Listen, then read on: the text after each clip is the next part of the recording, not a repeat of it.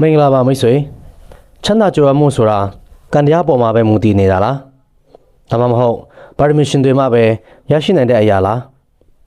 လူအများစုဟာငွေကြေးအမြောက်များပိုင်ဆိုင်ဖို့နဲ့ချမ်းသာဖို့အတွက်အရန်ရှုပ်ထွေးပြီးထက်မြက်တဲ့နည်းဗျူဟာတွေဒီဝက်ချက်တွေလိုအပ်တယ်လို့ထင်တတ်ကြပါတယ်ဒါပေမဲ့မွားရင်ရင်းနှီးမြှုပ်နှံမှုပညာရှင်ကြီး Nick Murray ကတော့သူ့ရဲ့ Simple Wealth Inevitable Wealth ဆိုတဲ့စာအုပ်ထဲမှာဒီအယူအဆကိုလုံးဝပြောင်းပြန်လှန်ပစ်လိုက်ပါတယ်စစ်မှန်တဲ့ရရှိချမ်းသာကြွယ်ဝမှုဆိုတာရှုပ်ထွေးခက်ခဲတဲ့အရာမဟုတ်ပဲအလွန်ရိုးရှင်းတဲ့အခြေခံသဘောတရားတွေကိုစနစ်တကျအကျဉ်းသုံးသွားရုံနဲ့မလွဲမသွေကိုရောက်ရှိလာမဲ့ရလဒ်တစ်ခုဖြစ်တယ်လို့သူကဆိုပါတယ်ဒီစာအုပ်ဟာတင်ကို stock share လောကရဲ့နည်းပညာပိုင်းဆိုင်ရာဇာတ်တွေကိုဘယ်လိုကြည့်ရမလဲဆိုတာတင်ပေးမှာမဟုတ်ပါဘူးအဲ့ဒီအစားယင်းနှိမ့်မြလာမှုမှာအောင်မြင်ဖို့အတွက်အဓိကတော့ချက်ဟာဈေးကွက်ရဲ့အခြေအနေထက်တင်ကိုပိုင်းအပြုတ်မှုနဲ့စိတ်သက်ပိုင်းဆိုင်ရာထိန်းချုပ်မှုပေါ်မှာပဲရာနှုန်းပြည့်မူတည်နေကြောင်းသိသိပြတော့မှာဖြစ်ပါတယ်လူတော်များဟာအန်ဒီယေလို့သတ်မှတ်ထားတဲ့အရာတွေကိုလွဲမှားစွာအသိပေဖွင့်ဆိုနေကြပြီးအမှန်တကယ်ကြောက်ရွံ့ရမယ့်ရန်သူကိုတော့တတိမထားမိပဲဖျက်ဆီးနေကြပါတယ်အခုတင်ဆက်ပေးမယ့်ဗီဒီယိုမှာတော့ဈေးကွက်ရဲ့အတက်အကျတွေကြားထဲမှာဆိုရင်စိတ်ကင်းကင်းနဲ့ပိုင်ဆိုင်မှုတွေကိုဘယ်လိုတည်ဆောက်ရမလဲရေရှည်မှာငွေကြေးဖောင်းပွားမှုကိုဘယ်လိုအနိုင်ယူမလဲဆိုတဲ့လက်တွေ့ကျတဲ့မဟာဗျူဟာတွေအပြင်မိမိကိုယ်ကိုကာကွယ်ရမယ့်စိတ်ပိုင်းဆိုင်ရာထောင်ချောက်တွေကိုအသေးစိတ်ခွဲခြမ်းစိတ်ဖြာတင်ဆက်ပေးသွားမှာဖြစ်ပါတယ်။တည်ရငွေကြေးဆိုင်ရာအနာဂတ်နဲ့ရင်းနှီးမြှုပ်နှံမှုအမြင်တွေကိုတစ်စစ်ချိုးပြောင်းလဲပေးမဲ့ Nick Murray ရဲ့ယူရှင်းပေမဲ့အနှစ်သာရရှိလာတဲ့လမ်းညွှန်ချက်တွေကိုအစားကနေအဆုံးအထိအာရုံစိုက်ပြီးနားဆင်ကြည့်လိုက်ရအောင်ဗျာ။လူတော်များဟာငွေကြေးရင်းနှီးမြှုပ်နှံမှုအကြောင်းစဉ်းစားတဲ့အခါ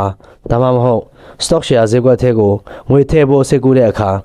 ပထမဆုံးရင်ဆိုင်ရတဲ့ခံစားချက်ကတော့ကြောက်ရွံ့မှုပဲဖြစ်ပါတယ်။ငါစိုက်ထုတ်လိုက်တဲ့အရင်းအနှီးတွေဆုံးရှုံးသွားမလားဈေးကွက်ကြီးပြိုလဲသွားတဲ့အခါ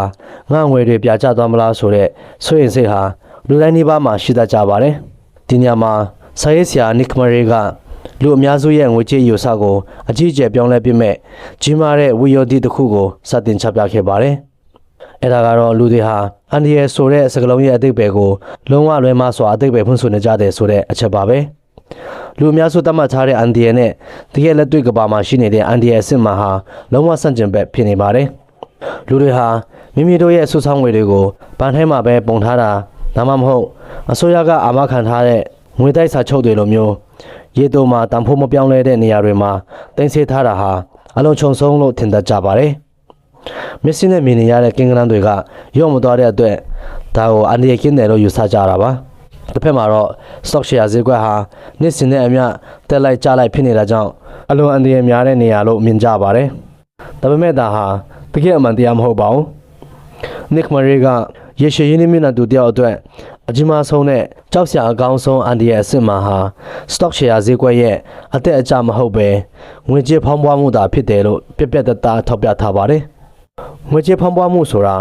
ာတင်းတဲ့ထဲကငွေတွေရဲ့ဝယ်ယူနိုင်စွမ်းအားကိုတစ်နှစ်ထက်တစ်နှစ်တိတ်တဆိတ်ဝမ်းမျိုးဖြစ်စီနေတဲ့မမြင်ရတဲ့ရန်သူဖြစ်ပါတယ်။ဒီလေးတင်မှာရှိနေတဲ့ငွေတသိန်းဟာနောက်ထပ်အနည်း20-30ကြာတဲ့အခါမှာအခုခေတ်ငွေ1000ဖိုးလောက်ပဲပစ္စည်းဝယ်လို့ရတော့မဲ့သဘောမျိုးပါ။ဒါကြောင့်တင်ကတင်ငွေတွေကိုအန်ဒီယေကင်းပါတယ်ဆိုပြီးဘဏ်ထဲမှာပဲတွန်းလှန်ထားမယ်ဆိုရင်ရေတိုမှာတော့ကင်္ဂလန်းတွေရုံမသွားတာမှပေမဲ့ရေရှည်မှာတော့အဲ့ဒီငွေတွေရဲ့တန်ဖိုးဟာတဖြည်းဖြည်းနဲ့တုံညနာကိုကတ်သွားမှာဖြစ်ပါတယ်။ဒါဟာအန်ဒီယေကင်းတာမဟုတ်ပါဘူး။စီကံချက်အလိုက်တေချာပေါက်ဆုံးရှုံးအောင်လုပ်နေတာနဲ့အတူတူပါပဲ။ဒီအချက်ကိုမသိပဲဗန်ထဲငွေစုတာစိတ်အချရဆုံးလို့ထင်နေခြင်းကပဲကြီးမားတဲ့ဝိယောဓိဖြစ်ပါတယ်။လူများစုဟာဈေးကွက်ရဲ့နှစ်စဉ်လစဉ်အသက်အကျတွေကိုမြင်တဲ့အခါအဲ့ဒါကိုရင်းနှီးမြှုပ်နှံမှုရှုံးနေသွားပြီလို့ထင်မှတ်ပြီးထိတ်လန့်သွားတတ်ကြပါတယ်။ဒါပေမဲ့ Nick Murray ကဈေးကွက်အသက်အကျဆိုတာတဘာဝတရားရဲ့ရည်တည်ဥဒ္ဓအပြောင်းလဲလိုပဲလို့ဆိုပါတယ်။နွေရာသီပြီးရင်မိုးရာသီလာမယ်။မိုးရာသီပြီးရင်ဆောင်းရာသီရောက်လာမှာပဲဖြစ်ပါတယ်။ဆောင်းတွင်းမှာအေးလာလို့ဆိုပြီးကဘာကြီးပျက်စီးသွားပြီလို့မယူဆသလိုမျိုးပဲဈေးကွက်ရာရီကျဆင်းသွားခြင်းဟာတင့်ငွေတွေဆုံးရှုံးသွားတာမဟုတ်ပါဘူး။ရင်းနှီးမြှုပ်နှံမှုအပြီးတိုင်ဆုံးရှုံးခြင်းဆိုတာကတော့ဈေးကွက်ကျဆင်းနေတဲ့အချိန်မှာစိတ်လှုပ်ရှားပြီးမိမိရဲ့ share တွေကိုအရှုံးခံပြီးပြန်ထုတ်ရောင်းလိုက်တဲ့အခါမှသာဖြစ်တည်လာတာပါ။တင်မယောင်းတွေ့တင့်အနေနဲ့ကောင်းမွန်တဲ့စီးပွားရေးလုပ်ငန်းတွေရဲ့အစိတ်အပိုင်းတွေကိုပိုင်ဆိုင်ထားတွေ့တော့အဲ့ဒီအသက်ကြတွေဟာယာယီကိန်းဂဏန်းပြောင်းလဲမှုများတာဖြစ်ပါတယ်။ဒါကြောင့် volatility ဟာ risk မဟုတ်ဘူးဆိုတာကို ရင်ထဲကနေပြက်ပြက်တသားလက်ခံနိုင်ဖို့လိုအပ်ပါတယ်ဈေးကွက်ရဲ့အတက်အကျဆိုတာရေရှည်မှာကြီးမားတဲ့အမြတ်စွန်းနဲ့ချမ်းသာကြွယ်ဝမှုကိုရရှိဖို့အတွက်ပေးဆက်ရမယ့်ဝင်ကြေး passport တစ်ခုသာဖြစ်ပါတယ်ဈေးကွက်အတက်အကျကိုမခံနိုင်ရင်ရေရှည်ချမ်းသာမှုကိုလည်းဘယ်တော့မှရရှိနိုင်မှာမဟုတ်ပါဘူးလူတွေဟာဘာဖြစ်လို့ stock ဈေးကွက်ကိုဒီလောက်တောင်ကြောက်နေကြတာလဲဆိုရင်အတိတ်ကဖြစ်ပျက်ခဲ့တဲ့စီးပွားရေးပကကြီးတွေ stock ဈေးကွက်ပြိုလဲမှုတမိုင်းကြောင်းတွေကိုမီဒီယာတွေကထပ်တလဲလဲပုံကြီးချက်ဖော်ပြနေကြလို့ဖြစ်ပါတယ်။သတင်းတွေမှာဒီကနေ့ stock ဈေးကွက်ဘယ်နှမကျသွားပြန်ပြီးစီးပွားရေးပကဆိုင်တော့မယ်ဆိုတဲ့ခေါင်းစဉ်မျိုးတွေနဲ့လူတွေကိုအများအားချောင်းလာနေတတ်ပါတယ်။ဒါပေမဲ့တမိုင်းကိုတေချာနောက်ပြန်လက်ကြည့်ရင်ဘလောက်ပဲကြီးမားတဲ့စီးပွားရေးကဆိုးကြီးတွေကြုံခဲ့ရပါစေ။ကမ္ဘာ stock ဈေးကွက်ဟာအချိန်တစ်ခုကြာပြီးတဲ့နောက်မှာအဲ့ဒီကျဆင်းမှုတွေကိုအကုန်ကျော်လာပြီးပုံမမြင့်မာတဲ့စံချိန်သစ်တွေကိုအမြဲတမ်းတက်လာနိုင်ခဲ့တာကိုတွေ့ရပါလိမ့်မယ်။ဒါဟာအကြောင်းမဲ့ဖြစ်လာတာမဟုတ်ပါဘူး။လူသားတွေရဲ့တည်ထင်ဖန်တီးနိုင်စွမ်းကုမ္ပဏီတွေရဲ့အမြတ်အစွန်းရှာဖွေနိုင်စွမ်းနဲ့ကမ္ဘာလူဦးရေတိုးတက်လာမှုတွေကြောင့်စီးပွားရေးဟာရေရှည်မှာအမြဲတမ်းရှေ့ကိုပဲဥတည်ရလျားနေလို့ဖြစ်ပါတယ်။ဒါကြောင့်ဈေးကွက်ကျဆင်းမှုဆိုတာစနစ်ကြီးတစ်ခုလုံးပျက်စီးသွားတာမဟုတ်ပဲနောက်ထပ်ပုံမမြင့်မာတဲ့အချိန်နဲ့တက်လာနိုင်ဖို့နောက်ကိုခေတ္တဆုတ်လိုက်တဲ့သဘောတာဖြစ်ပါတယ်။ Nick Murray ကရင်းနှီးမြှုပ်နှံသူတွေကိုဈေးကွက်ရဲ့ရေတိုလိုင်းသဘောတွေကိုကြည့်ပြီးလေမောက်မှာမကြောက်ပဲပင်လယ်ပင်ကြီးရဲ့ရေစီးကြောင်းအမှန်ကဘယ်ဘက်ကိုဦးတည်နေလဲဆိုတာကိုမြင်အောင်ကြည့်ဖို့တိုက်တွန်းထားပါတယ်။နောက်ထပ်ကြောက်စရာကောင်းတဲ့အမှန်တရားတစ်ခုကတော့လူတွေဟာမိမိတို့အသက်ကြီးလာတဲ့အခါအလုံးမလုံးနိုင်တော့တဲ့အချိန်မှာသုံးစွဲဖို့အတွက်ငွေတွေကိုရှာဖွေစုဆောင်းကြတာဖြစ်ပါတယ်။အဲ့ဒီလိုအချိန်မျိုးမှာတင်းအသက်ဟာ60ဒါမှမဟုတ်80ဖြစ်နေပါပြီ။တင်းမှာနောက်ထပ်နှစ်ပေါင်း20ဒါမှမဟုတ်30လောက်ဆက်လက်အသက်ရှင်ဖို့လူမှုဘဝသုံးစွဲခွင့်လိုအပ်ပါသေးတယ်။အဲ့ဒီအနှစ်30တက်တန်းတစ်လျှောက်မှာငွေကြေးဖောင်းပွားမှုတန်ကိုတင်းပဲလို့ခံမလဲ။အကယ်၍တင်းငွေတွေဟာငွေကြေးဖောင်းပွားမှုထက်ပုံမများပြားတဲ့အတုံးနှုံးဒါမှမဟုတ်အမျက်အစွန်းကိုမထုတ်ပေးနိုင်ဘူးဆိုရင်တင်းအသက်ကြီးလာတဲ့အခါအသုံးစိတ်မလောက်မငါဖြစ်ပြီးဆင်းရဲဒုက္ခရောက်ရပါလိမ့်မယ်။ဒါကြောင့်ရေရှည်မှာငွေကြေးဖောင်းပွားမှုကိုကြိုတက်နိုင်တဲ့တစ်ခုတည်းသောလမ်းကြောင်းဟာ equities လို့ခေါ်တဲ့ stock share တွေမှာရင်းနှီးမြှုပ်နှံခြင်းပဲဖြစ်ပါတယ်။ဒီနေရာမှာမေးစရာရှိတာကဒါဆိုရင်ဘဏ်စုငွေတွေအစိုးရငွေတိုက်စာချုပ်တွေကလုံးဝမကောင်းဘူးလားဆိုတာပါပဲ။ Nick Murray ကဒါတွေကိုလုံးဝမကောင်းဘူးလို့မပြောပါဘူး။ဒါပေမဲ့ဒါတွေဟာရေတိုမှာသုံးဆွဲဖို့စိတ်ချရတဲ့နေရာတွေဒါဖြစ်ပြီးရေရှည်မှာချမ်းသာကြွယ်ဝမှုတည်ဆောက်ဖို့အတွက်တော့လုံးဝအသုံးဝင်တဲ့ကိရိယာတွေလို့ဆိုပါတယ်။တင်းရဲ့ရည်မှန်းချက်ဟာရေတိုရက်ပိုင်းလပိုင်းအတွင်းမှာငွေမပြောက်ပြတ်ဖို့ဆိုရင်ဘဏ်ထဲမှာထားတာမှန်ကန်ပါတယ်။ဒါပေမဲ့တင်းရည်မှန်းချက်ဟာနောက်နှစ်ပေါင်း10နှစ်20မှာစစ်မှန်တဲ့ငွေကြေးလွတ်လပ်ခွင့်ရရှိဖို့ဆိုရင်တော့ဘဏ်ထဲမှာငွေအကြာကြီးထားခြင်းဟာတင်းကိုတင်တတ်တဲ့နေရာနဲ့အတူတူပါပဲ။ဒီကနေ့ယင်းနှမြနာသူအများစုကြာရှုံးရခြင်းရဲ့အဓိကအကြောင်းရင်းကတော့နည်းပညာပိုင်းမသိလို့မဟုတ်ပါဘူး။အန်ဒီရဲ့သဘောတဘာဝကိုတေချာနားမလဲပဲစိတ်လှုပ်ရှားမှုနောက်ကိုလိုက်သွားကြလို့ဖြစ်ပါတယ်။ဇေဝတ်တဲ့နေတဲ့အချိန်မှာလူတိုင်းကပျော်ရွှင်ပြီးလောဘတကြီးနဲ့ငွေတွေဆူလိုက်အပြုံလိုက်ထဲကြပါတယ်။အဲ့ဒီအချိန်မှာအန်ဒီရဲ့ကိုမမြင်ကြတော့ပါဘူး။တကယ်တော့ဇေကွက်တွေအလုံးမင်းတက်နေတဲ့အချိန်ဟာဝယ်ယူဖို့အတွက်အန်ဒီရဲ့ရှိဆုံးအချိန်ဖြစ်နေတတ်ပါတယ်။တခါဈေးကွက်တွေပြိုကျပြီးလူတိုင်းကြီးသွားနေကြတဲ့အချိန်ကြတော့လဲ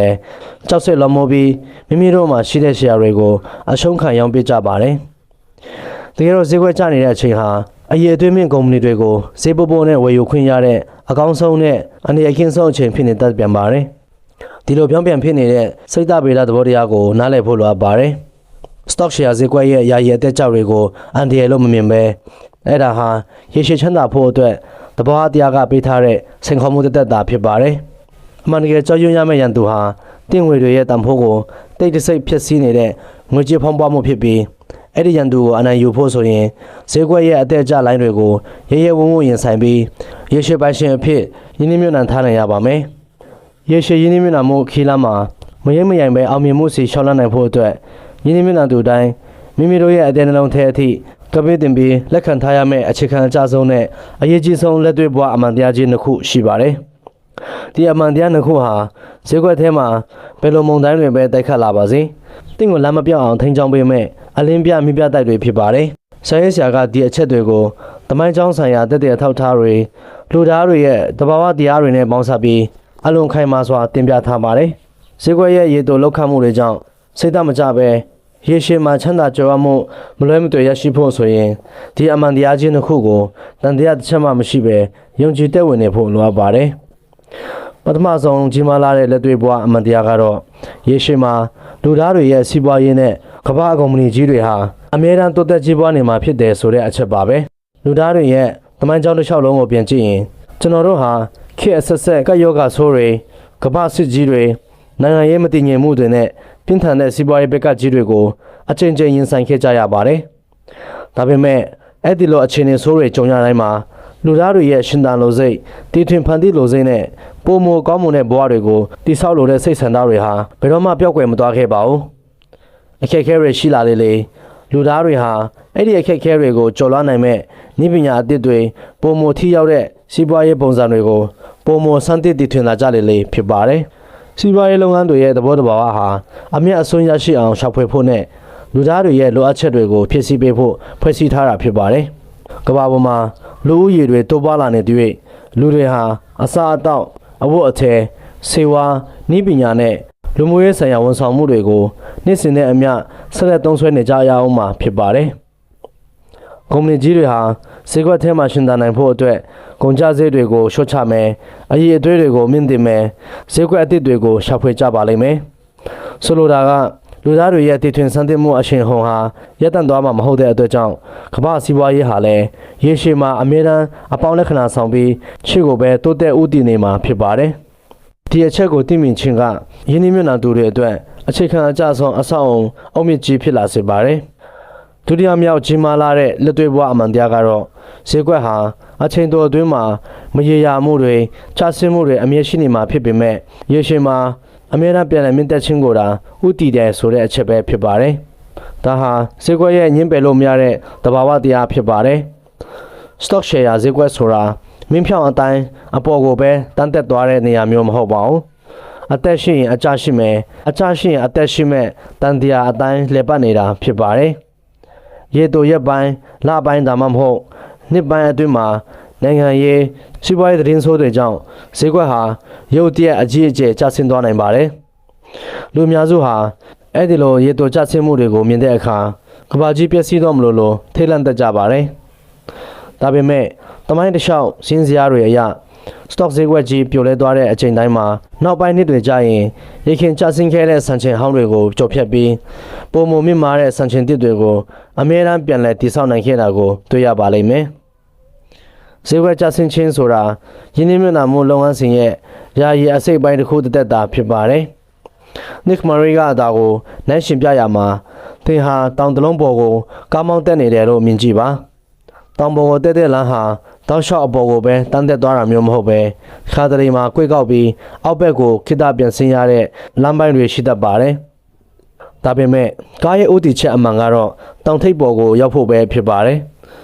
stock ဈေးကွက်ရဲ့လမ်းကြောင်းဟာလည်းအတိအကျတည်လို့ပါပဲ။ရေတိုမှာအောက်ကိုဆင်းသွားတာမျိုးရှိပေမဲ့ရေရှည်ဥတီချက်ကတော့အမြဲတမ်းအပေါ်ကိုပဲဖြစ်ပါတယ်။ဒီအမှန်တရားနှစ်ခုလုံးကိုပေါင်းစပ်ပြီးတွေ့ကြည့်ရင်အလွန်အရေးကြီးတဲ့အတွေးခေါ်တစ်တစ်ခုထွက်လာပါတယ်။အဲ့ဒါကတော့ယင်းနှိမ့်မြနာသူတယောက်အနေနဲ့တင်းရဲ့ရန်သူဟာဈေးကွက်ရဲ့စီးပွားရေးအခြေအနေတွေမဟုတ်ပ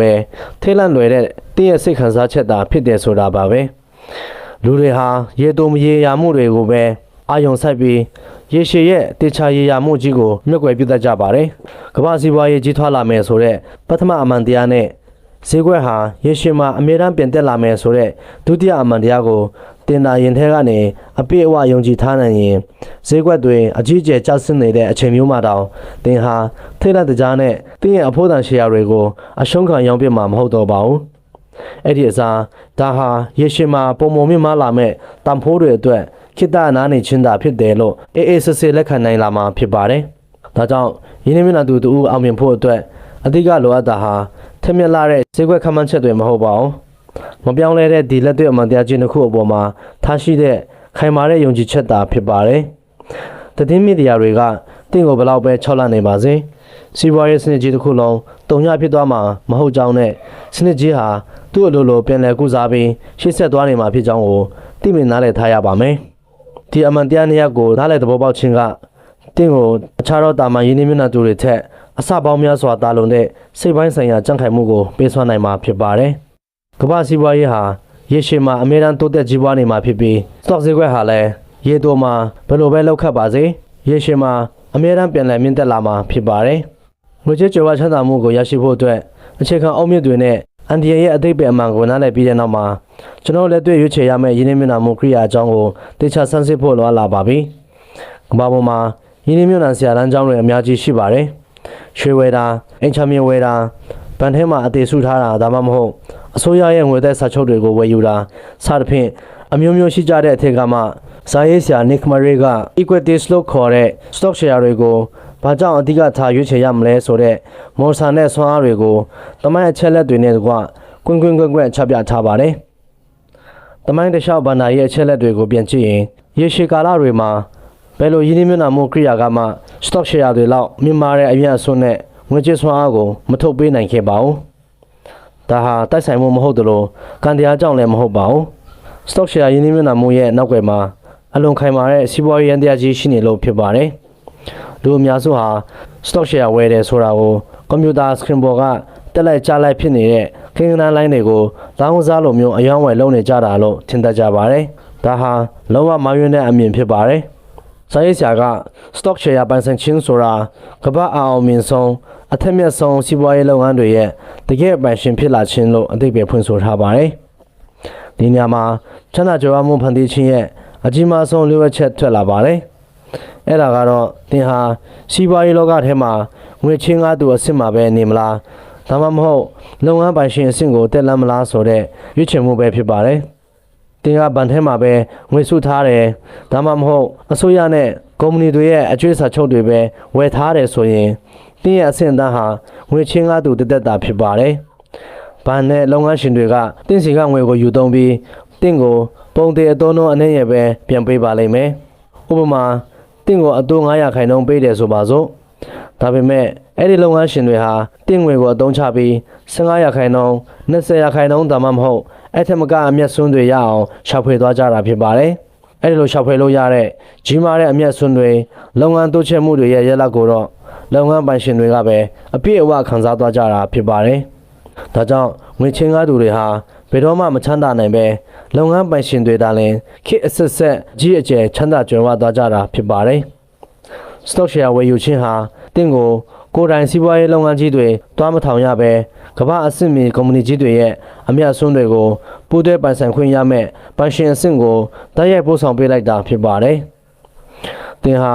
Apple, Microsoft, Coca-Cola ဒါမှမဟုတ်အခြားသောကမ္ဘာကျော်ကုမ္ပဏီကြီးတွေရဲ့ share တွေကိုဝယ်လိုက်တဲ့အခါအဲ့ဒီကုမ္ပဏီတွေမှာရှိတဲ့ထိပ်တန်းအမှုဆောင်အရာရှိတွေကမ္ဘာအတော်ဆုံးအင်ဂျင်နီယာတွေနဲ့ဝန်ထမ်းပေါင်းတောင်းချီဟာတင့်အတွက်ငွေရှာပေးဖို့နေ့မအားညမနာအလုပ်လုပ်ပေးနေကြတာနဲ့အတူတူပါပဲ။သူတို့တည်ထွင်လိုက်တဲ့နည်းပညာတစ်တွေသူတို့ရောင်းချလိုက်ရတဲ့ပစ္စည်းတွေကနေရလာတဲ့အမြတ်အစွန်းတွေဟာတင်းရဲ့ share တန်ဖိုးမြင့်တက်လာခြင်းနဲ့အမြတ်ဝေစုအနေနဲ့တင်းအိတ်ကထဲကိုမလွဲမသွေပြန်လဲစီးဝင်လာမှာဖြစ်ပါတယ်။ဒါဟာ share တွေရဲ့မော်ဆာနဲ့ဆွမ်းအားပဲဖြစ်ပါတယ်။နောက်ထပ်အရေးကြီးတဲ့အချက်ကတော့ share တွေဟာငွေကြေးဖောင်းပွားမှုကိုအလိုအလျောက်ခုခံကာကွယ်နိုင်စွမ်းရှိခြင်းဖြစ်ပါတယ်။ကုန်စည်နှုန်းတွေတက်လာတဲ့အခါငွေကြေးဖောင်းပွားမှုတန်ကြောင့်ပစ္စည်းတွေဈေးကြီးလာတဲ့အခါကုမ္ပဏီကြီးတွေဟာသူတို့ရဲ့ထုတ်ကုန်နဲ့ဝန်ဆောင်မှုဈေးနှုန်းတွေကိုလိုက်လံမြင့်တင်နိုင်စွမ်းရှိကြပါတယ်။ဥပမာကုန်ကျန်းစရိတ်တက်လာရင်ကုန်ချောဈေးနှုန်းကိုလိုက်မြင့်လိုက်ရုံပါပဲ။ဒါကြောင့်ကုန်စည်နှုန်းတွေဘယ်လောက်ပဲတက်ပါစေကုမ္ပဏီတွေရဲ့ဝင်ငွေနဲ့အမြတ်စွန်းဟာလည်းရေရှည်မှာလိုက်ပါမြင့်တက်လာမှာဖြစ်တယ်လို့အဲ့ဒီကုမ္ပဏီတွေရဲ့ share တန်ဖိုးဟာလည်းငွေကြေးဖောင်းပွားမှုထက်အမြဲတမ်းတာလွန်ပြီးလိုက်တက်လာပါတယ်။ပန်းစုငွေတွေလိုမျိုးပုံတဲ့အသွုံနှုံးပဲရတဲ့ကိရိယာတွေကတော့ငွေကြေးဖောင်းပွားမှုတန်ကိုအလူအလဲခံရပြီးတန်ဖိုးတွေကျဆင်းသွားချိန်မှာ share တွေကတော့ငွေကြေးဖောင်းပွားမှုလိုင်းကိုဆင်းနှင်းပြီးတင်းရဲ့ဝယ်ယူနိုင်စွမ်းအားကိုအပြည့်အဝကာကွယ်ပေးနိုင်ပါတယ်။ဒါပေမဲ့လူအများစုဟာဒီမော်ဆာနဲ့ဆွမ်းအားကိုဘာလို့လက်ဝယ်မပိုင်ဆိုင်နိုင်ကြတာလဲဆိုရင်ရေတိုဈေးကွက်ရဲ့အသက်အကျကြောက်စရာလိုင်းတွေကိုမခံနိုင်ကြလို့ဖြစ်ပါတယ်။ဆိုင်းစာရှင်းပြထားတာကတော့share တွေရဲ့ရေရှည်အမြတ်စွန်းဟာအခမဲ့ရတာမဟုတ်ပါဘူး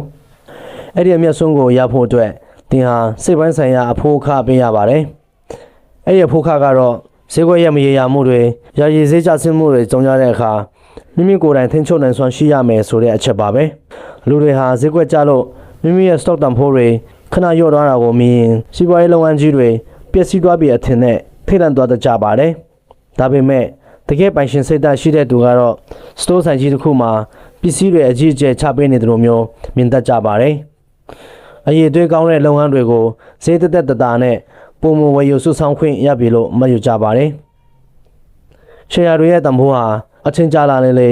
compound interest လို့ခေါ်တဲ့ online ချင်းလိုက်တိုးပွားတဲ့အသွင်စနစ်ကြောင့်ပုံမအဆွမ်းထက်လာလေဖြစ်ပါတယ်။အစပိုင်းမှာတင်းရဲ့ရင်းနှီးမြှုပ်နှံမှုဟာတင်းရနေနိုင်ပေမဲ့နှစ်ပေါင်း10နှစ်20အထိအမြတ်ဝေစုတွေကိုပြန်လည်ရင်းနှီးမြှုပ်နှံပြီးစနစ်တကျထားရှိသွားမယ်ဆိုရင်ရလာမယ့်ရလဒ်ကတော့တင်မထင်မှတ်ထားလောက်အောင်ကြီးမားတဲ့ဒနာဥစ္စာဖြစ်လာပါလိမ့်မယ်။တင်းအနေနဲ့ဈေးကွက်ရဲ့နေ့စဉ်သတင်းဆိုးတွေကိုနားပိတ်ထားပြီးကမ္ဘာစီးပွားရေးရဲ့ရေရှည်တိုးတက်မှုအရှင်ဟုန်ကိုပဲယုံကြည်ကရှယ်ယာတွေကိုစုပ်ကိုင်ထားဖို့လိုအပ်ပါတယ်။ရေရှည်မှာလူသားတွေရဲ့နေထိုင်မှုဘဝပုံမကောင်းမွန်အောင်စ조사နေကြတဲ့၍ကုမ္ပဏီတွေရဲ့တန်ဖိုးဟာတက်နေမှာဖြစ်လို့ရှယ်ယာပိုင်ရှင်တွေဟာလည်းချမ်းသာနေအောင်မှာပဲဖြစ်ပါတယ်။ရေရှည်မှာငွေကြေးဖောင်းပွားမှုကိုအပြတ်အသတ်အနိုင်ယူပြီးစစ်မှန်တဲ့ဒနာဥစ္စာကိုတည်ဆောက်နိုင်တဲ့နှစ်ခုတည်းသောကိရိယာကကုမ္ပဏီတွေရဲ့ပိုင်ရှင်ဖြစ်လာစေမဲ့ stock share တွေပဲဖြစ်ပါတယ်။ရေတိုဈေးကွက်အတက်အကျတွေကိုစိတ်မလှုပ်ရှားပဲခိုင်မာတဲ့ပိုင်ရှင်စိတ်ဓာတ်နဲ့ရေရှည်စုပ်ကိုင်ထားနိုင်ခြင်းကသာချမ်းသာကြွယ်ဝမှုကိုမလွဲမသွေရရှိစေမှာဖြစ်ပါတယ်။ယင်းနှမြနာမူလောကမှာအောင်မြင်မှုနဲ့ကြာရှုံးမှုကိုဆုံးဖြတ်ပေးတဲ့အဓိကအချက်ဟာတင်ဘလောက်အထိဉာဏ်ပညာကြီးမားတယ်လဲဘလောက်အထိဈေးကွက်စရာတွေကိုကျွမ်းကျင်စွာခွဲခြမ်းစိတ်ဖြာနိုင်တယ်လဲဆိုတာတွေပေါ်မှာမူတည်နေတာမဟုတ်ပါဘူး။စာရေးဆရာနစ်မရီကယင်းနှမြနာမှုဆိုတာဤပညာပိုင်းဆိုင်ရာအသိပညာထက်တင့်ကိုယ်ပိုင်အပြုအမူနဲ့စိတ်တဗေဒပိုင်းဆိုင်ရာထိန်းချုပ်မှုပေါ်မှာသာရာနှုန်းပြည့်မူတည်နေတယ်လို့အလေးနဲ့ဆိုထားပါတယ်။တာမန်လူတယောက်အနေနဲ့ဈေးကွက်ရဲ့လိုအပ်ချက်တွေကိုမသိရှိရင်တောင်မှအောင်မြင်သူတွေရဲ့အခြေခံအပြုအမူလေးခုကိုသာမိမိဘဝမှာစနစ်တကျကျင့်သုံးသွားမယ်ဆိုရင်ရေရှည်မှာချမ်းသာကြွယ်ဝမှုကိုတေချာပေါက်ရရှိနိုင်မှာဖြစ်ပါတယ်။အဲ့ဒီအပြုအမူလေးခုကတော့ယုံကြည်ချက်တိခံခြင်းစီကံရှိခြင်းနဲ့ရေတိုကိုလိလူရှုခြင်းတို့ပဲဖြစ်ပါတယ်။ပထမဆုံးအရေးကြီးဆုံးအပြုအမူကတော့ယုံကြည်ချက်ရှိခြင်းဖြစ်ပါတယ်။ဒီနေရာမှာပြောတဲ့ယုံကြည်ချက်ဆိုတာအစဉ်အချင်းမဲ့ကံကံပိတ်ယုံကြည်တာမျိုးမဟုတ်ပဲလူသားတွေရဲ့အနာဂတ်စီးပွားရေးတိုးတက်လာမယ့်ဖြစ်စဉ်အပေါ်ခိုင်မာစွာအတိအမှတ်ပြုခြင်းဖြစ်ပါတယ်။ယင်းမြနာသူတို့ဟာကမ္ဘာအဆင့်မီကုမ္ပဏီကြီးတွေရဲ့နောက်ွယ်မှာရှိနေတဲ့တည်ထွင်ဖန်တီးနိုင်စွာနဲ့လူသားတွေရဲ့ရှင်သန်ကြီးပွားလိုတဲ့စိတ်ဓာတ်ကိုအပြည့်အဝယုံကြည်ထားရပါမယ်။ဈေးကွက်ထဲမှာဘယ်လိုသတင်းဆိုးတွေပဲကြုံရပါစေကမ္ဘာကြီးဟာဒီအတိုင်းပြည့်စည်သွားမှာမဟုတ်ပဲရေရှည်မှာပုံမကောင်းမွန်တဲ့လမ်းကြောင်းပေါ်ကိုပြန်လည်ရောက်ရှိလာမယ်ဆိုတဲ့အသည့်တရားနဲ့ယုံကြည်ချက်မျိုးရှိနေဖို့လိုအပ်ပါတယ်။ဒီယုံကြည်ချက်မရှိဘဲနဲ့တော့ဈေးကွက်ထဲမှာငွေတစ်ပြားမှရေရှည်ထည့်ထားနိုင်မှာမဟုတ်ပါဘူး။ဒုတိယမြောက်အပြုအမူကတော့တိခံခြင်းပဲဖြစ်ပါတယ်။အောင်မြင်တဲ့ယင်းနှိမ့်နှံမှုဆိုတာနေ့ချင်းညချင်းချမ်းသာရတဲ့ထီပေါက်တို့မျိုးဖြစ်စဉ်မဟုတ်ပါဘူး။အချင်းကြလာတာနဲ့အမျှမိမိဆက်ပြိုးထားတဲ့ပိုင်ဆိုင်မှုမျိုးစစ်လေးတွေကနေကြီးမားတဲ့တည်ပင်ကြီးတစ်ပင်ဖြစ်လာအောင်ဆိတ်ရှည်လက်ရှည်စောင့်ဆိုင်းရတဲ့ဖြစ်စဉ်ဖြစ်ပါတယ်။လူအများစုဟာ stock share ဝယ်ပြီးတာနဲ့ရက်ပိုင်းလပိုင်းအတွင်းမှာအမြတ်အစွန်းတွေအများကြီးရချင်ကြပါတယ်။အဲ့ဒီလိုလောဘဇောတိုက်ပြီးစိတ်မရှိတဲ့အခါမာရွေးတဲ့ဆုံးဖြတ်ချက်တွေကိုချမှတ်ပြီးအရင်အနည်းတွေဆုံးရှုံးသွားတတ်ကြပါတယ်။စစ်မှန်တဲ့ချမ်းသာကြွယ်ဝမှုရဲ့မော်စကလုံးဟာအချိန်ဖြစ်တဲ့အတွက်ကြောင့်မိမိရဲ့ရင်းနှီးမြှုပ်နှံမှုတွေကိုတိုးပွားခွင့်ရအောင်အချိန်အလုံးလောက်ပေးပြီးတိခါဆောင်ဆိုင်နိုင်တဲ့အပြုအမူဟာမရှိမဖြစ်လိုအပ်ပါတယ်။တတိယမြောက်အပြုအမူကတော့စီကံရှိခြင်းဖြစ်ပါတယ်။စီကံရှိခြင်းဆိုတာဈေးကွက်အခြေအနေတွေဘယ်လိုပဲရှိနေပါစေမိမိချမှတ်ထားတဲ့ရင်းနှီးမြှုပ်နှံမှုအစီအစဉ်အတိုင်းတွေ့ဖက်မသွားပဲဒီဇိုင်းမမလှုပ်ဆောင်ခြင်းကိုဆိုလိုတာပါ။ဥပမာအားဖြင့်ဈေးကွက်တွေအရန်တက်နေလို့လူတိုင်းလောဘတကြီးဝယ်နေချိန်မှာလဲမိမိရဲ့ဘတ်ဂျက်ထက်ပိုပြီးမဝယ်မိအောင်ထိန်းချုပ်ခြင်းဒါမှမဟုတ်ဈေးကွက်တွေအကြီးအကျယ်ပြိုလဲပြီးလူတိုင်းထိတ်လန့်ကြောက်ရွံ့ကထုတ်ရောက်နေချိန်မှာလဲမိမိရဲ့ဒေါ်လာကုန်ကျစရိတ်ပြမျှခြင်းစနစ် DCA အတိုင်းပုံမှန်ဆက်လက်ဝယ်ယူစုဆောင်ခြင်းမျိုးဖြစ်ပါတယ်။ဈေးကွက်ရဲ့အသက်အကျရတဲ့အုပ်စုနောက်ကိုလိုက်မယိမ့်ပဲမိမိရဲ့စီကံအတိုင်းလှုပ်ဆောင်နိုင်စွမ်းဟာ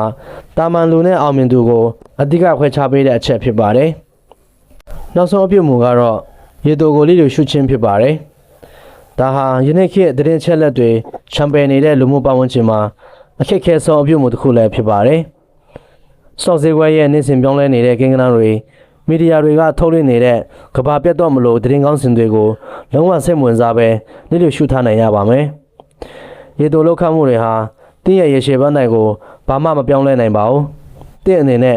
မျက်စိရှိကလိုင်းတဘိုးတွေကိုပဲချစ်နေရင်ပင်လယ်အောက်ခြေကတင်းငိမ်တဲ့ရေစီးကြောင်းကိုမြင်ရမှာမဟုတ်ပါဘူး။ဒါကြောင့် ရေတုံရဲ့ဆူညံတန်တွေကိုနားပိတ်ထားပြီးမိမိရဲ့ရေရှည်ဥတီချက်ကိုဒါအာယုံစိုက်ထားနိုင်တဲ့အပြုအမူရှိရပါမယ်။ယင်းမျက်နှာမှုမှာအောင်မြင်ဖို့အတွက်ထက်မြက်တဲ့နည်းပညာတွေထက်အနာဂတ်အပေါ်ထားရှိတဲ့ယုံကြည်ချက်အချိန်ကိုဆောင်ဆိုင်နိုင်တဲ့တည်ခံခြင်းအစစ်စင်အတိုင်းဒဇိုင်းမမလှုပ်ဆောင်တဲ့စီကံရှိခြင်းနဲ့ရေတူဆူညံတန်တွေကိုလိလိရှုထားနိုင်ခြင်းဆိုတဲ့အပြုအမူလေးခုကိုအမြဲတမ်းကျင့်သုံးနေထိုင်ဖို့လိုအပ်ပါတယ်။ယင်းမျက်နှာမှုခီလာမှာအောင်မြင်ဖို့အတွက်အခြေခံအပြုအမူတွေကိုသိရှိပြီးတဲ့နောက်ကျွန်တော်တို့ရင်ဆိုင်ကြိုးလွှားရမယ့်အကြီးမားဆုံးသောအဟန့်အတားနဲ့ရန်သူအစစ်မှန်အကြောင်းကိုတေချာသိရှိဖို့လိုအပ်လာပါပြီ။လူအတော်များများဟာရင်းနှီးမြှုပ်နှံမှုမှာရှုံးနေရတဲ့အခါ stock ဈေးကွက်ကြီးမကောင်းလို့စီးပွားရေးစနစ်ကြီးပြပြနေလို့ဒါမှမဟုတ်ကန်ဆိုးလို့ဆိုပြီးပြင်ပကဘာကအရာရာကိုလက်ညှိုးထိုးအပြစ်တင်တတ်ကြပါတယ်။ဒါပေမဲ့ဆိုင်ရေးဆရာကတော့အလွန်အရေးကြီးပြီးထိရှလွယ်တဲ့အမှန်တရားတစ်ခုကိုချပြခဲ့ပါတယ်။အဲ့ဒါကတော့တင်းရဲ့ရင်းနှီးမြှုပ်နှံမှုကိုဖျက်ဆီးမဲ့အန်တီရဲ့ရှိဆုံးအကြီးမားဆုံးသောရန်သူဟာပြင်ပကဘာမှာရှိမနေပဲမနေ့ခင်းမှန်တဲ့ကိုကြည့်တဲ့အခါမြင်တွေ့ရမဲ့မိမိကိုယ်တိုင်သာဖြစ်တဲ့ဆိုတဲ့အချက်ပါပဲလူသားတွေရဲ့အုံနောက်နဲ့ဗီဇစိတ်ခံစားချက်တွေဟာတဘာဝတရားအရာဘေးအန္တရာယ်ကနေရုံထွက်ဖို့နဲ့လုံခြုံစိတ်ချရမှုကိုရှာဖွေဖို့အတွက်ပုံဖော်တိဆောက်ထားတာဖြစ်ပါတယ်လွန်ခဲ့တဲ့နှစ်ပေါင်းထောင်ချီကတောလိုက်ဆိုးကောင်တွေရဲ့ဘေးကနေလူအောင်ပြေးခဲ့ရတဲ့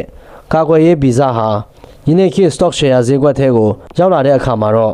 အကြီးမားဆုံးသောအားနည်းချက်ကြီးဖြစ်လာပါတော့တယ်ဈေးကွက်ထဲမှာအောင်မြင်ဖို့ဆိုရင်လူသားတွေရဲ့အခြေခံဗီဇစိတ်တွေဖြစ်တဲ့ကြောက်ရွံ့မှုနဲ့လောဘကိုဆန့်ကျင်ဘက်ပြုလုပ်နိုင်ရမှာဖြစ်ပေမဲ့တာမန်လူတွေဟာမိမိတို့ရဲ့စိတ်ခံစားချက်နောက်ကိုပဲကောက်ကောက်ပါအောင်လိုက်သွားတတ်ကြတဲ့အတွက်ကြောင့်အမြဲတမ်းငွေကြေးဆုံးရှုံးမှုတွေနဲ့ရင်ဆိုင်ကြရတာဖြစ်ပါတယ်လူအများစုကြားရောက်လက်ရှိတဲ့ပထမဆုံးစိတ်ပိုင်းဆိုင်ရာထောင်ချောက်ကတော့ဈေးကွက်တွေအလွန်အမင်းတက်နေတဲ့အချိန်မှာဖြစ်ပေါ်လာတဲ့လောဘဇောဒါမှမဟုတ်ခိရစီကြောင့်နောက်လိုက်ချင်တဲ့စိတ် FOMO fear of missing out ဖြစ်ပါတယ် stock share တွေဒီနေ့ထက်တနေ့စံချိန်တင်အောင်တက်နေပြီးဘေးပတ်ဝန်းကျင်ကလူတွေအကုန်လုံးအလွယ်တကူငွေတွေရနေကြတယ်ဆိုတဲ့သတင်းတွေကိုကြားရတဲ့အခါတင့်ရင်ထဲမှာမနေနိုင်မထိုင်နိုင်လောဘစိတ်တွေထကြွလာတတ်ပါတယ်ငါလဲဝေမလို့ရင်ခင်းတော့ကြကြံခဲ့တော့မယ်ငါလဲချမ်းသာခွင့်ဆုံးရှုံးတော့မယ်ဆိုတဲ့တွေးပူမှုတွေနဲ့အတူဈေးနှုန်းတွေဟာအမြင့်ဆုံးထိပ်တန်းကိုရောက်နေတဲ့အချိန်မျိုးမှာမိမိမှာရှိသမျှအရင်းအနှီးတွေအပြင်အကျွေးတွေပါယူပြီးအစုလိုက်အပြုံလိုက်ဝယ်တတ်ကြပါတယ်တကယ်တော့ဈေးကွက်တွေအရင်တက်နေတဲ့အချိန်ဟာယင်းနှိမ့်မနာသူတွေအတွက်အန်တီရဲ့အရှိဆုံးအချိန်ဖြစ်နေတတ်တာကိုလောဘကအမျက်စိကွယ်စေခဲ့ပါတယ်ဒုတိယမြောက်စိတ်ပိုင်းဆိုင်ရာထောင်ချောက်ကတော့ဈေးကွက်တွေပြန်လည်ချက်ဆင်းလာတဲ့အချိန်မှာကြုံရတဲ့ကြောက်ရွံ့မှုဖြစ်ပါတယ်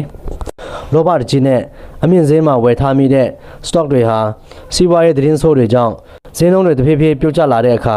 ကွန်ပျူတာစခရင်ပေါ်ကမိမိရဲ့ပိုင်ဆိုင်မှုကိန်းဂဏန်းတွေလျော့နေလာတာကိုမြင်ပြီးတွေးပြထဲလန့်လာပါတော့တယ်။အဲ့ဒီအချိန်မှာမီဒီယာတွေကလည်း stock ဈေးကွက်ကြီးပြိုလဲတော့မယ်ကဘာပြတ်တော့မယ်ဆိုပြီးသတင်းတွေကိုပုံကြီးချက်ထုတ်လွှင့်ကြတဲ့အခါကြောက်စိတ်ဟာအထွတ်ထိပ်ကိုရောက်သွားပြီးငှငွေတွေတုံညဖြစ်မသွားခင်အမြန်ဆုံးပြန်ရောက်မှဖြစ်မယ်ဆိုတဲ့စိတ်ကူးနဲ့မိမိရဲ့အဖို့တန်ရှယ်ယာတွေကိုအောက်ဆုံးဈေးမှာအရှုံးခံပြီးစိုးအတင်းပြန်ရောက်ထုတ်ပြကြပါတယ်။ဒါဟာယင်းနှိမ့်မြနာမှုလောကမှာအဆိုးဝါးဆုံးဖြစ်တဲ့အမြင့်ဈေးမှာဝယ်ပြီးအနှိမ့်ဈေးမှာပြန်ရောက်ခြင်းဆိုတဲ့မာရွေးတဲ့တန်တရားကြီးထဲကိုကိုယ်အလိုလျောက်တက်ဆင်းသွားတာဖြစ်ပါတယ်။တင့်ကိုဒီလိုဖြစ်အောင်ဘယ်သူကမှအတင်းအကျမလုပ်ခဲ့ပါဘူး။ဈေးကွက်ကလည်းတင့်ငွေတွေကိုအတင်းအဓမ္မလူယူသွားတာမဟုတ်ပါဘူး။မန်ထဲကရန်သူဖြစ်တဲ့မိမိကိုယ်တိုင်ရဲ့ထိတ်လန့်လွယ်တဲ့စိတ်ခံစားချက်ကတာတင်းရဲ့ချမ်းသာကြွယ်ဝမှုကိုဖျက်ဆီးပစ်လိုက်တာဖြစ်ပါတယ်။တင်းဟာမယောင်းပဲငြိမ်ငြိမ်လေးဆောင်းဆိုင်နေမယ်ဆိုရင်ဈေးကွက်ဟာအချိန်တစ်ခုကြာတဲ့အခါသူ့အလိုလိုပြန်တက်လာမှာဖြစ်ပေမဲ့ကြောက်စိတ်ကြောင့်အရှုံးခံရောင်းချလိုက်တဲ့အခါမှာတော့တင်းရဲ့ယာယီအကြဟာအပြည့်တိုင်ဆုံးရှုံးမှုအဖြစ်ပြောင်းလဲသွားပါတော့တယ်။ဒါကြောင့်ရင်းနှီးမြှုပ်နှံမှုမှာအဓိကကြော်လွှားရမှာကတည်အချက်လက်တွေမဟုတ်ပဲမိမိရဲ့စိတ်ခံစားချက်ကိုထိန်းချုပ်နိုင်စွမ်းဖြစ်ပါတယ်။မီဒီယာတွေနဲ့သတင်းဌာနတွေဟာလူတွေရဲ့ကြောက်စိတ်နဲ့လောဘစိတ်ကိုအသုံးချပြီးသူတို့ရဲ့ click view တွေသတင်းစာဆောင်ရည်တွေတက်အောင်အလုပ်ဆောင်နေကြတာဖြစ်ပါတယ်။သူတို့ရဲ့တာဝန်ကတင့်ကိုချမ်းသာအောင်လုပ်ပေးဖို့မဟုတ်ပါဘူး။ဒါကြောင့်သတင်းတွေရဲ့ဆွေးနွေးတဲ့နောက်ကိုလိုက်မသွားပဲမှန်ထဲကမိမိကိုယ်ကိုအမြဲတမ်းတတိပေးထင်ကြောင်းနေနိုင်ရပါမယ်။ဈေးကွက်ကျချိန်ဟာဝယ်ယူရမယ့်အချိန်ဖြစ်ပြီးဈေးကွက်တက်ချိန်ဟာစေထားရမယ့်အချိန်ဖြစ်တယ်ဆိုတော့ပြောင်းပြန်စိတ်ဓာတ်ဗေဒကိုခိုင်ခိုင်မာမာသဘောပေါက်ထားဖို့လိုအပ်ပါတယ်။ယင်းနှိမ့်မြနာမှုမှာအကြီးမားဆုံးသောရန်သူဟာဈေးကွက်တက်ချိန်မှာလောဘတကြီးလိုက်ဝယ်မိစေပြီးဈေးကွက်ကျချိန်မှာကြောက်လန့်တကြားအရှုံးခံရောင်းချမိစေဖို့တွန်းအားပေးတတ်တဲ့မန်ထဲကမိမိကိုယ်တိုင်ရဲ့စိတ်ခံစားချက်သာဖြစ်ပြီး အဲ့ဒီကြောက်ရွံ့မှုနဲ့လောဘကိုစနစ်တကျထိန်းချုပ်နိုင်ခြင်းကလမ်းမှန်ပေါ်မှာရေရှည်ရပ်တည်နိုင်စေမဲ့တောချက်ဖြစ်ပါတယ်ငွေကြေးဆိုင်ရာယူဆမှားတွေကိုပြင်ဆင်ပြီးစိတ်ခံစားချက်ထောင်ချောက်တွေကိုဘယ်လိုကျော်လွှားရမလဲဆိုတာသိရှိနားလည်ပြီးတဲ့နောက်မှာတော့ကျွန်တော်တို့ရဲ့လက်တွေ့ဘဝထဲမှာချမ်းသာကြွယ်ဝမှုမလွဲမသွေရရှိစေမဲ့ယင်းနှမြနာမှုမဟာဗျူဟာတွေကိုစနစ်တကျအစတင်ပုံဖော်ဖို့လိုအပ်လာပါပြီ။ဆရာကြီးကဒီအခါမှာရှုပ်ထွေးလာတဲ့တင်ချဖော်မြူလာတွေဒါမှမဟုတ်နည်းပညာပိုင်းဆိုင်ရာခက်ခဲတဲ့အရာတွေကိုလုံးဝမတင်ပြဘဲတာမန်လူတစ်ယောက်အနေနဲ့နေ့စဉ်ဘဝမှာအလွယ်တကူလိုက်နာကျင့်သုံးနိုင်မဲ့လက်တွေ့ကျပြီးအစွမ်းထက်လာတဲ့အဓိကမဟာဗျူဟာတွေကိုအသေးစိတ်ချပြပေးထားပါတယ်။ဒီမဟာဗျူဟာတွေဟာဈေးကွက်ရဲ့မုံတိုင်းတွေကိုအကြောက်အလန့်မရှိချမ်းချမ်းခံနိုင်ုံတည်းမကပဲရေရှည်မှာတင်းရဲ့ပိုင်ဆိုင်မှုတွေကို geometry နည်းကျအစမတန်တိုးပွားလာအောင်လှုပ်ဆောင်ပေးမဲ့လက်တွေ့ကျတဲ့လမ်းညွှန်မြေပုံတစ်ခုဖြစ်ပါတယ်။ပထမအဦးဆုံးနဲ့အခြေခံအကျဆုံးလက်တွေ့ကျင့်သုံးရမယ့်မဟာဗျူဟာကတော့ပိုင်ဆိုင်မှုခွဲဝေခြင်း asset allocation ဒါမှမဟုတ်အမျိုးမျိုးခွဲဝေရင်းနှီးမြှုပ်နှံခြင်း diversification တို့ပဲဖြစ်ပါတယ်။လူအတော်များများဟာ stock share ရင်းနှီးမြှုပ်နှံမှုလို့ပြောလိုက်ရင်ကုမ္ပဏီတစ်ခုထဲဒါမှမဟုတ်နှစ်ခုထဲရဲ့ share တွေကိုပဲရွေးချယ်ပြီးမိမိမှာရှိသမျှငွေတွေအကုန်ပုံအောပြီးဝယ်ယူတတ်ကြပါတယ်။ဒါဟာဥအားလုံးကိုချင်းတောင်းတစ်ခုထဲထည့်ထားခြင်းနဲ့အတူတူပါပဲ။အကယ်၍အဲ့ဒီချင်းတောင်းတာမြေပြင်ပေါ်ပြုတ်ကျသွားရင်ဒါမှမဟုတ်အဲ့ဒီကုမ္ပဏီတစ်ခုထဲကစီးပွားရေးဘက်ကစိုက်သွားရင်တည့်ရဆူဆောင်းဝင်အားလုံးပြကျသွားပါလိမ့်မယ်။ဒီအန်ဒီယာကိုကာဝယ်ဖို့အတွက်ဆရေးဆရာက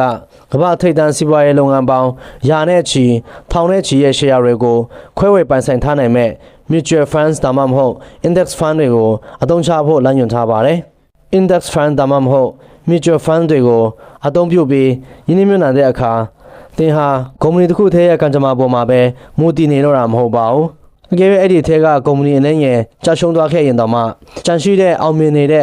ကုမ္ပဏီအမြောက်များရဲ့ကြီးထွားမှုကတင်းရဲ့ယင်းနှမြုံနှံမှုတန်ဖိုးကိုအလိုအလျောက်ပြန်လည်ထင်ကြောင်းမိတ်ဖက်ပြုတ်ပေးသွားမှာဖြစ်ပါတယ်။ဒီစနစ်ကတင့်ကိုကုမ္ပဏီတစ်ခုချင်းစီရဲ့သတင်းတွေကိုလိုက်ကြည့်ပြီးစိတ်ပူနေရတဲ့ဒုက္ခကနေလွတ်မြောက်စေပြီးကမ္ဘာစီးပွားရေးတစ်ခုလုံးရဲ့ရေရှည်တိုးတက်မှုအရှိန်ဟုန်ကိုအပြည့်အဝစီးနှင်းပိုင်ခွင့်ရရှိစေပါတယ်။ဒါဟာ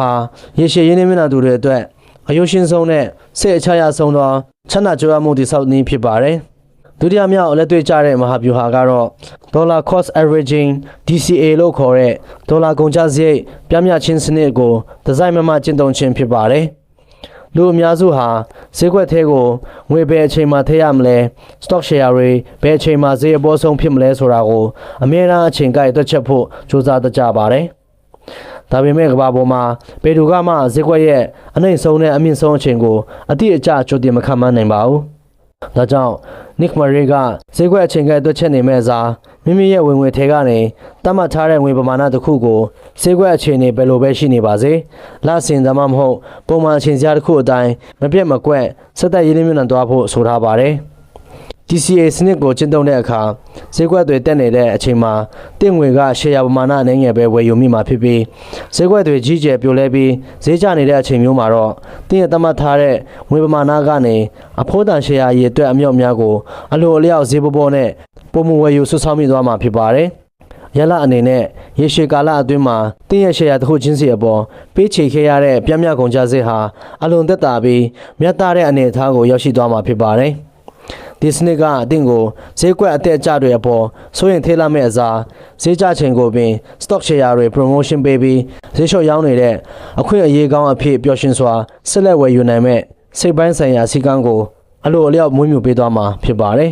။တတိယမြောက်မဟာဗျူဟာကတော့အမျက်ဝယ်စုတွေကိုပြန်လည်ရင်းနှီးမြှုပ်နှံခြင်းဖြစ်ပါတယ်။တင်ပိုင်ဆိုင်ထားတဲ့အရေးအသွေးမြင့်ကုမ္ပဏီတွေကနေကာလအလိုက်ထုတ်ပေးတဲ့အမျက်ဝယ်စုတွေကိုထုတ်ယူပြီးသုံးပြမဲ့အစားအဲ့ဒီငွေတွေကိုရှယ်ယာအသစ်တွေထပ်မံဝယ်ယူဖို့အတွက်စနစ်တကျပြန်လည်မြှုပ်နှံသွားရပါမယ်။ဒီလိုပြန်လည်ရင်းနှီးမြှုပ်နှံခြင်းကတင်းရဲ့ရှယ်ယာရည်အတွက်ကိုပုံမှန်တိုးပွားလာစေပြီးတိုးပွားလာတဲ့ရှယ်ယာတွေကနေနောက်ထပ်အမျက်ဝယ်စုတွေကိုပုံမှန်ထုတ်လုပ်ပေးမဲ့အုံလိုက်ချင်းလိုက်တိုးပွားစေတဲ့ compound interest ရဲ့မော်စာနဲ့ဆွမ်းအားကြီးကိုတင်းအတွက်အဆက်မပြတ်လည်ပတ်စေမှာဖြစ်ပါတယ်။အချိန်ကြာလာတာနဲ့အမျှ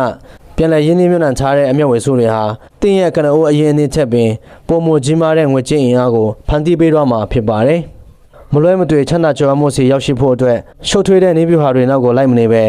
mutual fund ဒါမှမဟုတ် index fund တွေကနေတဆင့်ပိုင်ဆိုင်မှုတွေကိုအမျိုးမျိုးခွဲဝေခြင်း DCA စနစ်နဲ့လက်ဆင့်ပုံမှန်စီကံရှိရင်းနှီးမြှုပ်နှံခြင်းနဲ့ရရှိလာတဲ့အမြတ်ဝယ်စုတွေကိုအမြဲတမ်းပြန်လည်ရင်းနှီးမြှုပ်နှံခြင်းဆိုတဲ့လက်တွေ့ကျတဲ့မဟာဗျူဟာ၃ခုကိုရေရှည်ဒီဇိုင်းမကျင့်သုံးသွားဖို့တာလိုအပ်ပါတယ်ငွေကြေးရင်းနှီးမြှုပ်နှံမှုခီလန်ရဲ့နောက်ဆုံးအဆင့်မှာကျွန်တော်တို့သိပြရမယ့်အချက်ကတော့ဒီခီးစဉ်တစ်ခုလုံးကိုတယောက်တည်းအထီးကျန်စွာရှောက်လန့်ဖို့လိုအပ်သလားဒါမှမဟုတ်မိမိကိုလမ်းပြပေးမဲ့အတွေ့အကြုံရှိတဲ့ရင်းနှီးမြှုပ်နှံမှုအကြံပေးပညာရှင်တို့လိုအပ်သလားဆိုတဲ့မေးခွန်းပဲဖြစ်ပါတယ်လူအတော်များဟာအကြံပေးပညာရှင်တယောက်ကိုငားရမ်းတယ်ဆိုတာငွေကုန်ကြေးကျများပြီးမလိုအပ်တဲ့အရာတစ်ခုလို့ထင်တတ်ကြပါတယ်အခုခေတ်မှာအင်တာနက်ပေါ်မှာသတင်းအချက်အလက်တွေစာအုပ်တွေဗီဒီယိုတွေအလွယ်တကူရှာဖွေဖတ်ရှုလို့ရနေတာကြောင့်အကြံပေးတယောက်ရဲ့အခန်းကဏ္ဍဟာတဲ့အရေးမကြီးတော့ဘူးလို့ယူဆကြပါတယ်ဒါပေမဲ့စာရေးဆရာကတော့စစ်မှန်တဲ့ယင်းနှိမ့်မြမှုအကြံပေးပညာရှင်တို့ရဲ့တံပိုးဟာလူတွေထင်သားတာထက်အစပေါင်းများစွာပုံမကြီးမားကြောင်းနဲ့ရေရှည်မှာတင့်ကိုဆုံးရှုံးမှုတွေကနေကာကွယ်ပေးမဲ့ဒိုင်းလွှာတစ်ခုဖြစ်ကြောင်းအနုစိတ်ချပြထားပါတယ်လူများစုရဲ့အယူဆမှာကတော့အကြံပေးတယောက်ရဲ့တာဝန်ဟာဈေးကွက်ထဲမှာအမြတ်အများဆုံးရနိုင်မဲ့ stock share တွေကိုလိုက်ရှာပေးဖို့ဒါမှမဟုတ်ဈေးကွက်ကဘယ်ချိန်မှာတက်ပြီးဘယ်ချိန်မှာကျမလဲဆိုတာကိုကြိုတင်ခန့်မှန်းပေးဖို့လို့ထင်နေကြခြင်းပါပဲစာရေးဆရာကအဲ့ဒီလိုထင်မြင်ချက်ဟာလုံးဝမားနေတယ်လို့ဆိုပါတယ်ကမ္ဘာပေါ်မှာဘယ်အကြံပေးပညာရှင်မှဈေးကွက်ရဲ့အနာဂတ်ကိုကြိုတင်မသိနိုင်ပါဘူးအကယ်၍တင်ကိုအမြတ်အများဆုံးရမဲ့လျှို့ဝှက် stock တွေကိုရှာပေးနိုင်တယ်လို့ကြွားဝါနေတဲ့အကြံပေးမျိုးရှိရင်အဲ့ဒါဟာအလင်းညာတက်တာဖြစ်ပါတယ်စစ်မှန်တဲ့အကြံပေးကောင်းတို့ရဲ့တကယ်တန်ဖိုးဟာဤပညာပိုင်းဆိုင်ရာအချက်လက်တွေပေးဖို့ထက်ဈေးကွက်မုန်တိုင်းတွေတိုက်ခတ်ပြီးလူတိုင်းတွေ့ပြနေတဲ့အချိန်မျိုးမှာတင့်ကိုမာယူနဲ့ဆုံးဖြတ်ချက်တွေမချမိအောင်စိတ်ပိုင်းဆိုင်ရာထိန်းချောင်းပေးဖို့တာဖြစ်ပါတယ်ယင်းနှိမ့်မြမှုရဲ့အကြီးမားဆုံးရန်သူဟာဈေးကွက်ရဲ့အခြေအနေမဟုတ်ပဲမိမိကိုယ်တိုင်ရဲ့ကြောက်ရွံ့မှုနဲ့လောဘစိတ်ဖြစ်ပါတယ်ဈေးကွက်တွေအကြီးကျယ်ပြိုလဲပြီးမီဒီယာတွေကကဘာပြတ်တော့မလို့ဝါဒဖြန့်နေတဲ့အချိန်မျိုးမှာစာအုပ်တွေဘလောက်ပဲဖတ်ထားပါစေဘုဟုတုဒဘလောက်ပဲရှိထားပါစေလူသားတယောက်အနေနဲ့အလိုအလျောက်ထိတ်လန့်လာပြီးမိမိရဲ့ရှယ်ယာတွေကိုအရှုံးခံရောင်းထုတ်ပစ်ခြင်းနဲ့စိတ်တွန်းအားတွေပြင်းထန်စွာဖြစ်ပေါ်လာတတ်ပါတယ်အဲ့ဒီလိုတွေးပြနေတဲ့တရေရှင်ရဲ့တကဝါကိုရောက်ရှိနေတဲ့အချိန်မျိုးမှာစစ်မှန်တဲ့အကြံပေးပညာရှင်တို့ကတင့်ကိုဖုန်းဆက်ပြီးဒါမှမဟုတ်အနားမှာရှိနေပေးပြီးစိတ်အေးထားပါဒါဟာယာယီလိုင်းတဘိုးပဲကျွန်တော်တို့ရဲ့ရေရှည်စီမံကိန်းအတိုင်းဆက်သွားရအောင်ဆိုပြီးတင့်ကိုတားဆီးပေးခြင်းကပဲတင့်ရဲ့ဘဝတရက်တာဆူဆောင်းငွေတွေကိုအပြည့်အစုံပျက်စီးဆုံးရှုံးမဲ့ဘေးကနေကယ်တင်လိုက်တာဖြစ်ပါတယ်အကြံပေးတယောက်ဟာတင့်ရဲ့ငွေကြေးစီမံကိန်းကိုရေးဆွဲပေးရုံတည်းမကပဲအဲ့ဒီစီမံကိန်းအတိုင်းလမ်းမချော်ပဲဒီဇိုင်းမမတ်ရှောက်လန်းနိုင်အောင်ဘေးကနေပိတ်ကင်ပေးရတဲ့လက်တွဲဖော်ဖြစ်ပါတယ်တင်ကလောဘဇောတက်ပြီးအန်ဒီရများတဲ့နေရာတွေမှာငွေတွေပုံအားထည့်ခြင်းတဲ့အခါမှာလဲတင့်ကိုသတိပေးတားဆီးပါလိမ့်မယ်တင်ဘွားရဲ့အရေးကြီးတဲ့အလဲအပြောင်းတွေဖြစ်တဲ့အိမ်ထောင်ပြုခြင်းသားသမီးရခြင်းဒါမှမဟုတ်အငိမ့်စားယူခြင်းစတဲ့ကာလတွေမှာတင်ဘွားရဲ့လိုအပ်ချက်တွေနဲ့ကိုက်ညီမဲ့ရင်းနှီးမြှုပ်နှံမှုပုံစံကိုစနစ်တကျပြန်လည်ပြင်ဆင်ပေးမှာဖြစ်ပါတယ်ဒါကြောင့်အကြံပေးကောင်းတို့ကိုပေးရတဲ့ဝန်ဆောင်ခဟာကုန်ကျစရိတ်မဟုတ်ပဲတင့်ရဲ့ပိုင်ဆိုင်မှုတွေကိုမာရွေးတဲ့အပြုမှုတွေကြောင့်ပြာကျမသွားအောင်ကာကွယ်ပေးတဲ့စိတ်ပိုင်းဆိုင်ရာအာမခံချက်တာဖြစ်ပါတယ်စစ်မှန်တဲ့အကြံပေးကောင်းတယောက်ကိုဘယ်လိုရွေးချယ်ရမလဲဆိုရင်ရေတိုအမျက်တွေကိုဂတိမပေးပဲတင့်ရဲ့ရေရှည်ပန်းတိုင်နဲ့အပြုအမူပိုင်းဆိုင်ရာစည်းကမ်းတွေကိုအလေးထားဆွေးနွေးတဲ့သူတင်းရဲ့စိုးရိမ်ပူပန်မှုတွေကိုစိတ်ရှိစွာနားထောင်ပေးပြီးလမ်းမှန်ကိုပြသပေးနိုင်တဲ့သူကိုသာရွေးချယ်ရမှာဖြစ်ပါတယ်မိမိတယောက်ထဲဉာဏ်ပညာနဲ့အရာရာကိုရင်ဆိုင်ဖို့ကြိုးစားမယ့်အစားအရေးချင်းရှိတဲ့အကြံပေးသူနဲ့လက်တွဲခြင်းကမလွဲမသွေချမ်းသာကြွယ်ဝမှုစီကိုတွားမဲ့ခီလန်းကိုပုံမမြန်ဆန်ပြီးစိတ်အေးချမ်းမှုရှိစေမှာဖြစ်ပါတယ်ယင်းနှိမ့်မြမှုအကြံပေးပညာရှင်တို့ရဲ့စစ်မှန်တဲ့တန်ဖိုးဟာဈေးကွက်ကိုခန့်မှန်းပေးခြင်းဒါမှမဟုတ် stock share ရှာပေးခြင်းမဟုတ်ပဲဈေးကွက်ထိတ်လန့်ချိန်မှာတင့်ကိုမာရွေးတဲ့ဆွန့်ပစ်ချက်တွေမချမိအောင်စိတ်ပိုင်းဆိုင်ရာထိန်းချောင်းပေးပြီးတင့်ဘွားရဲ့ငွေကြေးပန်းတိုင်ကိုလမ်းမချော်ပဲရောက်ရှိအောင်ပိတ်ကင်ပေးခြင်းသာဖြစ်ပါတယ်အခုတင်ဆက်ပေးခဲ့တဲ့ Nick Murray ရဲ့ Simple Words Inevitable Words ဆိုတဲ့စာအုပ်တော်လုံးရဲ့အနိတာရကိုပြန်လည်ခြုံငုံသုံးသပ်ကြည့်ရင်စစ်မှန်တဲ့ငွေကြေးလူလောက်ခွင့်နဲ့ရေရှည်ချမ်းသာကြွယ်ဝမှုဆိုတာကံတရားပေါ်မှာပဲဖြစ်ဖြစ်လေးဝက်ဆံပြလုံးတဲ့ပါရမီရှင်တွေရဲ့နည်းပညာတွေပေါ်မှာပဲဖြစ်ဖြစ်မူတည်နေတာလုံးဝမဟုတ်ဘူးဆိုတာကိုကွင်းကွင်းကွက်မြင်တွေ့ခဲ့ရပြီဖြစ်ပါတယ်ချမ်းသာကြွယ်ဝမှုကိုမလွဲမသွေရရှိနိုင်ဖို့အတွက်လိုအပ်တဲ့အဓိကတော့ချက်ကတော့အလွန်ရိုးရှင်းလာတဲ့အခြေခံသဘောတရားတွေကိုတန်တရားကင်းကင်းနဲ့ယုံကြည်သက်ဝင်ပြီးဈေးကွက်ရဲ့ရေတိုလိုင်းသဘောတွေကြားထဲမှာမိမိကိုယ်ကိုစီကံရှိ တိခန့်ဆက်အပြည့်နဲ့ရေရှည်ထိန်းချောင်းသွားနိုင်ဖို့ပဲဖြစ်ပါတယ်။ stock share ဈေးကွက်ရဲ့နေ့စဉ်တက်လိုက်ကျလိုက်ဖြစ်နေတဲ့အခြေအနေတွေဟာကျွန်တော်တို့ရဲ့စစ်မှန်တဲ့ရန်သူမဟုတ်ပါဘူး။အမှန်တကယ်ကြောက်ရွံ့ရမယ့်ရန်သူအစစ်မှန်ဟာကျွန်တော်တို့ရဲ့ပိုင်ဆိုင်မှုဝယ်ယူနိုင်စွမ်းအားကိုတစ်နှစ်ထက်တစ်နှစ်တိတ်တဆိတ်ဝါမျိုးဖြတ်စည်းနေတဲ့ငွေကြေးဖောင်းပွားမှုတာဖြစ်ပြီးအဲ့ဒီရန်သူကိုအပြတ်အသတ်အနိုင်ယူဖို့ဆိုရင်အရေးအတွင်းမြင့်မာတဲ့စီးပွားရေးလုပ်ငန်းတွေရဲ့ပိုင်ရှင်သူအဖြစ်ခိုင်ခိုင်မာမာရက်တည်ရင်းနှီးမြှုပ်နှံထားနိုင်ရပါမယ်။ဘဝမှာအောင်မြင်တဲ့ရင်းနှီးမြှုပ်နှံသူတယောက်ဖြစ်လာဖို့ဆိုတာဈေးကွက်ရဲ့အနာဂတ်ကိုကြိုတင်ခန့်မှန်းနိုင်တဲ့မော်ဆရာတယောက်ဖြစ်ဖို့မလိုသလိုမီဒီယာတွေရဲ့ဆွေးနွေးတန်တွေနောက်ကိုမျိုးပါသွားဖို့လည်းမလိုပါဘူး။မိမိချမှတ်ထားတဲ့အစီအစဉ်အတိုင်း mutual fund ဒါမှမဟုတ် index fund တွေကနေတဆင့်ပိုင်ဆိုင်မှုတွေကိုစနစ်တကျအမျိုးမျိုးခွဲဝေထားမယ်။ DCA စနစ်နဲ့လမ်းစဉ်ပုံမှန်စီကံရှိရှိဝယ်ယူစုဆောင်းသွားမယ်။ရရှိလာတဲ့အမြတ်ဝယ်စုတွေကိုလည်းအလဟတ်တာအသုံးပြုမပစ်ပဲရေရှည်အတွက်ပင်လယ်ရင်းနှီးမြှုပ်နှံသွားမယ်ဆိုရင်အချိန်ကြာလာတာနဲ့အမျှ compound interest ရဲ့မော်ဆာနဲ့ဆွမ်းအားကြီးကတင့်အတွက်ကြီးမားတဲ့ဒနာဥစ္စာအဆောက်အုံကြီးကိုမလွဲမသွေဆောက်လုပ်ပေးတော့မှာဖြစ်ပါတယ်။ဒီခီလမ်းမှာစိတ်ပိုင်းဆိုင်ရာတုံလို့ခြောက်ခြားစရာတွေကြုံလာရတဲ့အခါမိမိရဲ့စိတ်ခံစားချက်ကိုထိန်းချုပ်ပြီးလမ်းမပေါ်မှာဆက်လက်လျှောက်လန်းနိုင်ဖို့အတွက်လိုအပ်ရင်စစ်မှန်တဲ့အကြံပေးပညာရှင်တို့ရဲ့အကူအညီကိုရယူပြီးလက်သွဲသွားရမှာဖြစ်ပါတယ်။အဓိကကတော့ဈေးကွက်ရဲ့အသက်အကျရာသီဥတုတွေကိုလိလူရှုပြီးမိမိရဲ့ရေရှည်ပန်းတိုင်ကိုသာမျက်ခြေမပြတ်အာရုံစိုက်ထားဖို့ပါပဲ။မုဒုဒဆိုတာအုံနောက်ထဲမှာရှိနေုံနဲ့တင်ဘဝကိုမပြောင်းလဲနိုင်ပါဘူး။လက်တွေ့ကျင့်သုံးမှုကတည်းကတင်ဘဝရဲ့ငွေကြေးကံကြမ္မာကိုစတင်ပြောင်းလဲပေးမှာဖြစ်ပါတယ်။ဒါကြောင့်ဒီကနေ့ကစပြီးတင်းရဲ့ငွေကြေးဆိုင်ရာအနာဂတ်အတွက်ပထမဆုံးတော့ရိုးရှင်းတဲ့ခြေလှမ်းတစ်လမ်းကိုတတိရှိရှိစတင်လမ်းလိုက်ဖို့တိုက်တွန်းလိုပါတယ်။အခုနားဆင်ခဲ့ရတဲ့အခန့်ကဏ္ဍအလုံးထဲမှာတင်းရဲ့ငွေကြေးအမြင်ကိုပြောင်းလဲပေးခဲ့တဲ့အချက်ကဘယ်အချက်ဖြစ်မလဲ။သတ်မှတ်ထားတဲ့အပြုအမူလေးခုထဲကိုတင်းရဲ့အတွက်ဘယ်အရာကကျင့်သုံးဖို့အခက်အခဲဆုံးဖြစ်နေမလဲဆိုတာကိုအောက်က comment box မှာအားလုံးနဲ့အတူမျှဝေဆွေးနွေးသွားခဲ့ကြဖို့ဖိတ်ခေါ်ပါတယ်။ဒီဗီဒီယိုလေးကနေတင်းအတွက်ငွေကြေးဆိုင်ရာအလင်းတစ်ခုခုရရှိစေခဲ့တယ်ဆိုရင်ဗီဒီယိုလေးကို like ပေးခဲ့ပြီးမိမိတို့ချစ်ခင်ရတဲ့သူတွေလည်းဒီလိုအဖို့တာနဲ့အတွေးခေါ်တွေရရှိသွားနိုင်အောင် share ပေးသွားကြပါအောင်။နောက်ထပ်လည်းတင်းရဲ့ဘဝနဲ့စိတ်ဓာတ်ပိုင်းဆိုင်ရာကိုအဆက်မပြတ်တိုးတက်စေမဲ့အကောင်းဆုံးကဘာကျော်စာအုပ်နှိမ့်ချုပ်တွေကိုလက်မလွတ်တမ်းနှမ်းဆင်နိုင်ဖို့အတွက်